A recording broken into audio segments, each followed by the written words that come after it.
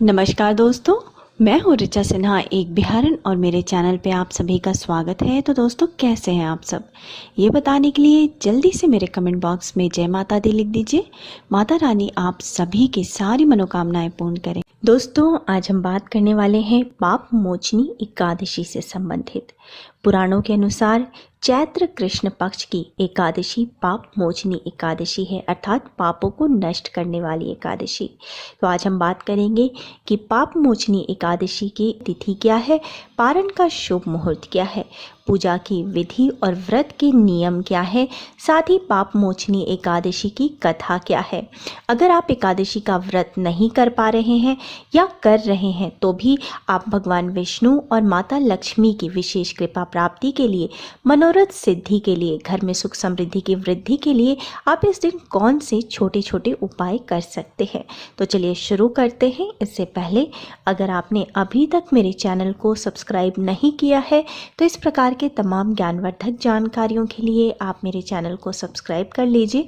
Video अच्छा लगता है तो लाइक कर दीजिए और फैमिली एंड फ्रेंड्स के साथ शेयर कर दीजिए। और दोस्तों, अगर आप व्रत, पूजा विधि, व्रत की कथाएं और अपने हॉरोस्कोप से संबंधित और अधिक जानकारी चाहते हैं तो आप मेरा वेबसाइट vediclife.com भी विजिट कर सकते हैं। लिंक मैं फर्स्ट कमेंट में दे दूंगी। हमारे हिंदू धर्म में एकादशी का अत्यधिक महत्वपूर्ण स्थान बताया गया है। प्रत्येक वर्ष 24 एकादशियां होती हैं और जब अधिमास या मलमास होता है तो इनकी संख्या बढ़कर के 26 हो जाती है।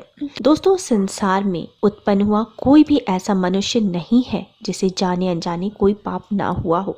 पाप एक प्रकार की गलती है जिसके लिए हमें दंड भोगना पड़ता है, जिसके लिए कष्ट भोगना पड़ता है। तो दोस्तों, ईश्वरीय विधान के अनुसार पाप के दंड से बचा जा सकता है और वो है पाप मोचनी एकादशी का व्रत रख करके। प्रत्येक मनुष्य को पाप मोचनी एकादशी का व्रत जरूर रखना चाहिए। इससे जाने अनजाने किए गए पापों से मुक्ति प्राप्त होती है। पुराणों के अनुसार चैत्र कृष्ण पक्ष की एकादशी पाप मोचनी एकादशी अर्थात पापों को नष्ट करने वाली एकादशी कही जाती है। स्वयं भगवान कृष्ण ने इसे अर्जुन से कहा है। इस व्रत के विषय में भविष्योत्तर पुराण में विस्तार पूर्वक बताया गया है। जो भी मनुष्य विधि विधान से भक्ति पूर्वक पाप मोचनी एकादशी का व्रत करते हैं उन्हें भगवान विष्णु की कृपा प्राप्त होती है। जाने अनजाने किए गए पापों से मुक्ति प्राप्त होती है। साथ ही मृत्यु के पश्चात वह व्यक्ति वैकुंठ लोक को प्राप्त होता है। दोस्तों, अन्य एकादशी व्रतों की तरह पाप मोचनी एकादशी व्रत में भी नियमों का पालन एक दिन पहले से अर्थात दशमी तिथि से ही करना होता है। दोस्तों, दशमी तिथि को ही आप सर धो के नहा लें, शुद्ध हो जाएं और दशमी तिथि से ही सात्विक भोजन करें। दशमी तिथि को शाम के समय भोजन कर लें, रात में भोजन ना करें। रात में सोने से पहले अच्छी तरीके से ब्रश या दातून कर लें ताकि मुख में अन्न का एक भी दाना न रह जाए। सोने से पहले भगवान विष्णु का स्मरण करें और उनसे प्रार्थना करें। एकादशी का व्रत करने जा रहे हैं, भगवान विष्णु ऐसी कृपा करें कि आपकी एकादशी का व्रत सफल हो और भगवान की आपको कृपा प्राप्त हो। अब दोस्तों, जिस दिन आपका व्रत है अर्थात एकादशी तिथि को सुबह सवेरे जल्दी उठें, नित्य कर्म से निवृत्त होकर के स्नान आदि करके साफ स्वच्छ वस्त्र धारण करें। दोस्तों, नहाने के जल में इस दिन थोड़े से गंगा जल और काले तिल मिला के स्नान करें। ऐसी मान्यता है कि इस प्रकार से स्नान करने से शरीर के साथ साथ आत्मा की भी शुद्धि होती है। और स्नान के पश्चात भगवान सूर्य नारायण को इस दिन जल अवश्य दें। और सूर्य को जल देने के पश्चात अब आपको भगवान विष्णु की षोडशोपचार से विधिवत पूजा करनी है। इसके लिए जहाँ पे आपका पूजा का स्थान है उस स्थान को आप साफ कर लें। वहाँ पे एक चौकी पे पीले रंग का कपड़ा बिछा करके भगवान विष्णु और माता लक्ष्मी की एक मूर्ति या फोटो स्थापित करें। अब चौकी के सामने एक आसन बिछा करके बैठ जाएं। इस प्रकार से बैठें कि पूजा करते वक्त आपका मुख पूर्व दिशा की ओर हो। अब भगवान विष्णु और माता लक्ष्मी का हाथ जोड़ करके ध्यान करें, उनसे ये आग्रह करें कि वो आपके घर में पधारें, आपकी पूजा स्वीकार करें और पूजा का शुभ फल प्राप्त हो, ऐसी आप पर कृपा करें। उसके बाद आपको भगवान विष्णु को स्नान कराना है। पहले गंगा जल से स्नान कराएं, फिर पंचामृत से स्नान कराएं।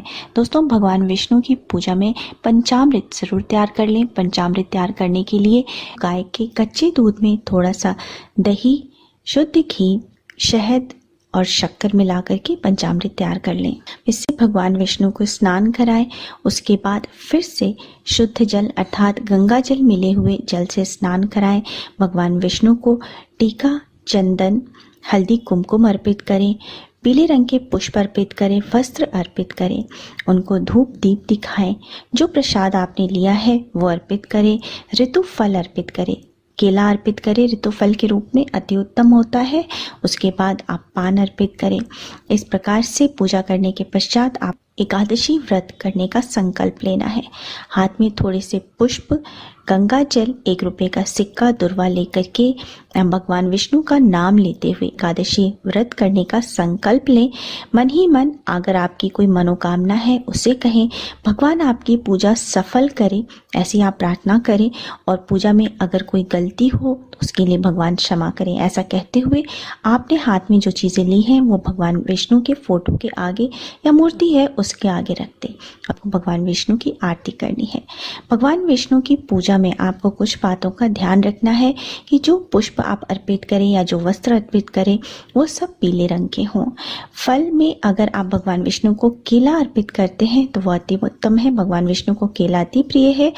जो प्रसाद आप अर्पित करें वो भी पीले रंग का हो। साथ ही आप भगवान विष्णु की पूजा में तुलसी दल का प्रयोग ज़रूर करें। तो एकादशी के दिन तुलसी नहीं तोड़ी जाती है तो उसको आप 1 दिन पहले ही तोड़ के रख लें और तुलसी का प्रयोग आप भगवान विष्णु की पूजा में ज़रूर करें। इस प्रकार से पूजा करने के बाद आपको एकादशी व्रत की कथा सुननी होती है। भगवान विष्णु के मंत्रों का जप करना होता है। कम से कम 108 बार अर्थात 1 माला ओम नमो भगवते वासुदेवाय मंत्र का जप अवश्य करें।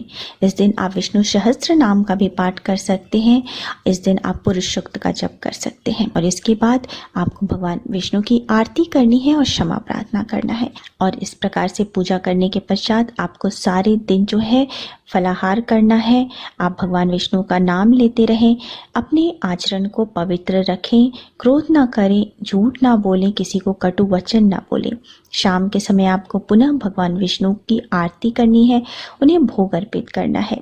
एकादशी में दोस्तों रात्रि जागरण का भी बहुत ही महत्व बताया गया है। तो हो सके तो रात्रि जागरण करें, भजन कीर्तन करते रहें, भगवान का नाम लेते रहें, मंत्रों का जप करते रहें। और द्वादशी तिथि को भी सुबह सवेरे जल्दी उठ के स्नान आदि से निवृत्त होकर के भगवान विष्णु की विधिवत पूजा करें। दोस्तों, इस प्रकार से पूजा करने के पश्चात आपको अब एकादशी व्रत का पारण करना है। पारण करने के लिए पहले ब्राह्मण को दक्षिणा दें, दान दें, ब्राह्मण को भोजन कराएं। जो भी आपने भगवान को प्रसाद फल अर्पित किए हैं वो सब ब्राह्मण को दान दें और उसके बाद आप स्वयं भी भोजन करें। इसके साथ ही दोस्तों आपको एकादशी के दिन भगवान विष्णु और माता लक्ष्मी की विशेष कृपा प्राप्त करने के लिए कुछ छोटे छोटे उपाय जरूर करने चाहिए। अगर आप एकादशी व्रत कर रहे हैं तो भी आप इन उपायों को कर सकते हैं और नहीं कर रहे हैं तो भी कर सकते हैं। तो आपको करना क्या है कि एकादशी के दिन आपको माता तुलसी की विधिवत पूजा अर्चना जरूर करनी चाहिए। सुबह के समय भगवान विष्णु की पूजा के पश्चात माता तुलसी की पूजा अवश्य करें। तुलसी में जल अर्पित करें, धूप दीप दिखाएं, थोड़ी सी प्रसाद अर्पित करें और तुलसी की परिक्रमा करें। परिक्रमा करते वक्त ओम नमो भगवते वासुदेवाय मंत्र का जप करते रहें।